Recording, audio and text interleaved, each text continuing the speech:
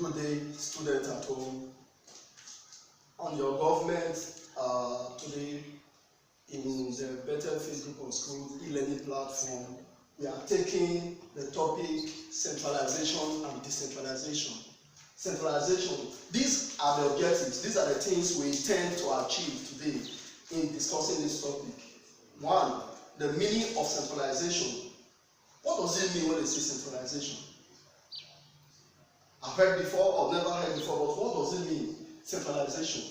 And what does it have in advantage? In other words, what are the merits of centralization? Does it have disadvantages? What are they, if they are there? And then, what are decentralization? What are the advantages and the disadvantages? Now, centralization. Centralization is a process by which governmental powers in a state are fused together or are located in a single authority. A process whereby governmental powers that exist in a state are located in a single decision-making body of a state. That's what we call centralization. A situation where a group of people are responsible for wielding power, using power, taking decisions, all important decisions in a state. We say that is a centralized state. So that is centralization, where a group of persons take the shots, take the decision making in everything. Major decision making are that. Now, centralization is good. It is important. In other words, some of the advantages of centralization. When we talk about centralization, you are going to discover that centralization is important because, in the first place, it is cost effective. In other words, it is not costly to operate, because all the governments that would have been established in places along, there's only a group of people, just few persons that take all the decisions. So it saves a lot of money. The cost of running it is small. Only few persons are paid. So it is less costly to operate compared to the other type of that we will see later, which is called decentralization. So centralization is less costly to operate. Number two, when it comes to centralization, it is fast in reaching decision. We call quick decision making. For instance, in the case of emergency, or in any given situation, a particular decision is to be made at the state level or national level. You see, making the decision is always fast because it is a few individuals. They don't need to consult any other government. They don't need to consult any other group. They just come together, brainstorm, make the decisions, and then pass it to law. And the state keep on running. So it gives quick decision making in centralization. Then in centralization, you have nothing to worry about in terms of conflict of authority. There is no conflict of authority. That means nobody is worried about who is higher than who is having the power to do this or who is not having the power. Should I do it or should I not do it? That stuff is not there in centralization. Just a group of individuals does everything, they do everything. So it is the conflict of authority is absent in centralization, and so on and so forth. But centralization, as good as it tends to be, that we have seen just now, is less costly, aids in quick decision making, and so on and so forth. But it also has its bad side. If only few individuals are involved in making decisions, number one, it will discourage other people from participating in politics, which we call political apathy. And you know, political apathy is one of the challenges of any nation, or that any nation can ever have. Political apathy is one of the challenges that any party, any state can ever have, because it is not good for development. It hinders development.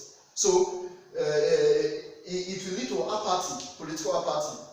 Number two, people are not involved. It does not carry people along. It's like decisions that are made by those two persons are imposed on them in their own fatherland. I think that is against the current, the contemporary practice of government.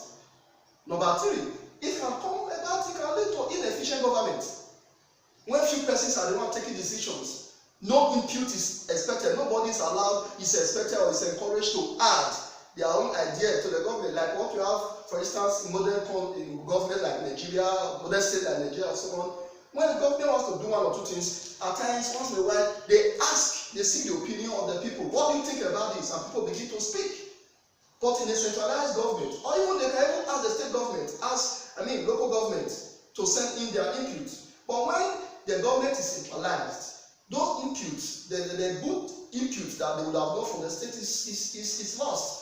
So it can lead to inefficient government. A bad set of individuals in terms of administrative knowledge can just come up and be ruling simply because they have the right to do so, even when they are not well equipped governmentally to do so. So inefficiency can set in. Do you know? When a few persons have the power to rule a state, it can lead to dictatorship. Dictatorship is a system of government where few persons dictate everything that happens to the people, the citizens in the state. They decide what to eat, they decide what to wear, they decide the kind of religion. They don't give room for cross-fertilization of ideas. They don't give room for suggestions. They decide, just like military government. That happens when centralization is there. Alright, so the few persons tend to be like Lord and God of the state. Centralization is something that can lead quickly to dictatorship and dictatorial government. That's good also, negatively.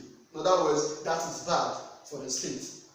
Do you know that centralization is only practiced in a homogeneous state, can only succeed in a homogeneous state, can only be successfully practiced in a homogeneous state? What does that mean? It means that centralization can only be applied or practiced in a state that have uniform, when I say uniform, I mean similarity in belief, in culture, in religion, in their way of doing things, in everything. So centralization cannot work in a heterogeneous state, or states that have differences like Nigeria. Cannot work. So that's disadvantageous. So you cannot apply it in all states, in all countries. It has its own limitation. It can only function well in some aspect of the world, not all the states of the world. Centralization. Now, if that is centralization, the next is decentralization. Decentralization is the direct opposite of centralization. Why centralization is the process whereby governmental powers of a state are concentrated on a single authority. Decentralization, on the other hand, is a system of government, or is a process of government whereby political powers of a state are shared or divided between the central government and other subordinate governments, where powers of a state are shared between central government and other constituent or other smaller government. We say the state is decentralized. Decentralization is what I said, the opposite of centralization. Very simple. Some students mix it up, but don't mix it up. Centralization from the word center. Political powers of the state is placed on the center. Few individuals are the ones taking decisions, making all the decisions, necessary decisions in the state. While decentralization, not few individuals, but the powers of the state are shared, divided between the central government and other subordinate governments. Now, decentralization is good. Why is it good?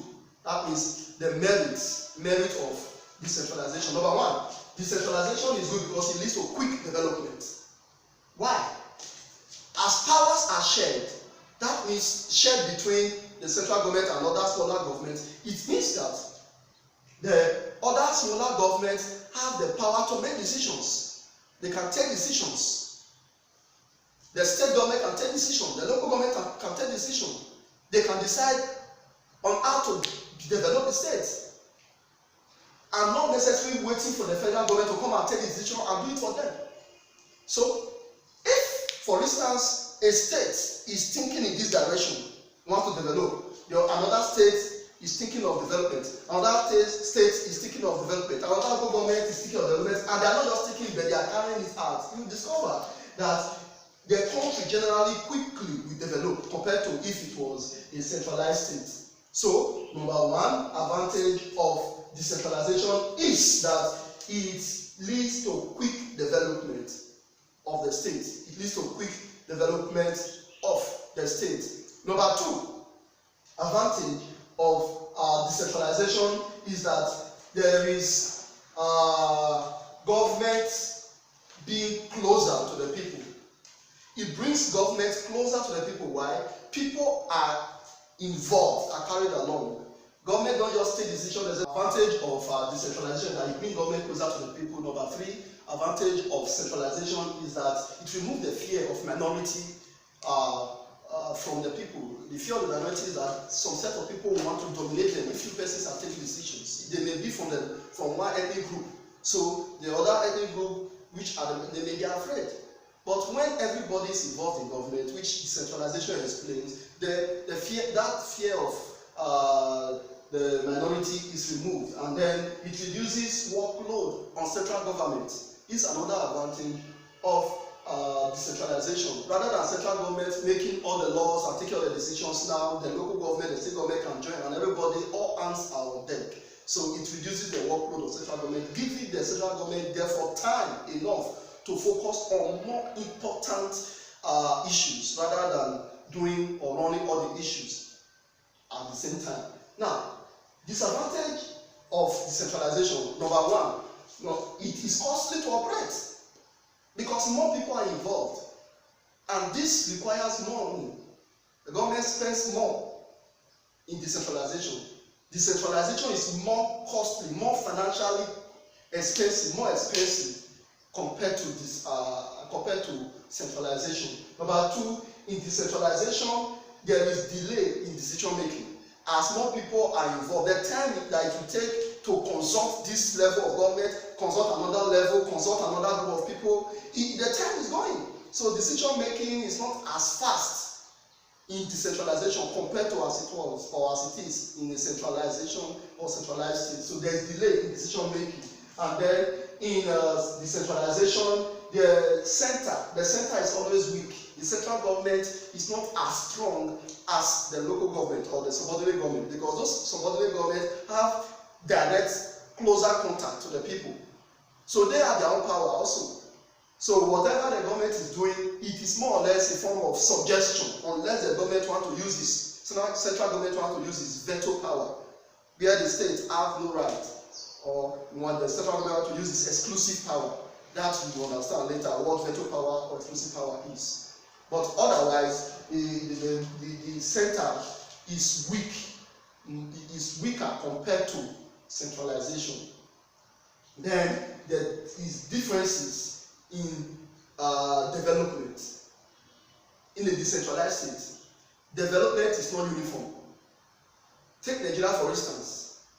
The development of the states of Lagos is not the same as the development of Edo State. Lagos tend to be more commercial, more developed compared to Edo State.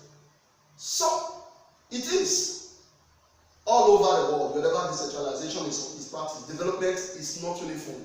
There are differences in the level of development. Time is up, but I'll tell you there are two types of decentralization I would have loved to speak about. The question is, what are they?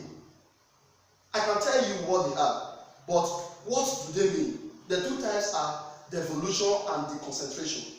Devolution and deconcentration. But then practice this as an exercise. What do they mean? Devolution and deconcentration. Stay well until we meet physically or next time on this platform. Better Faith e-Learning.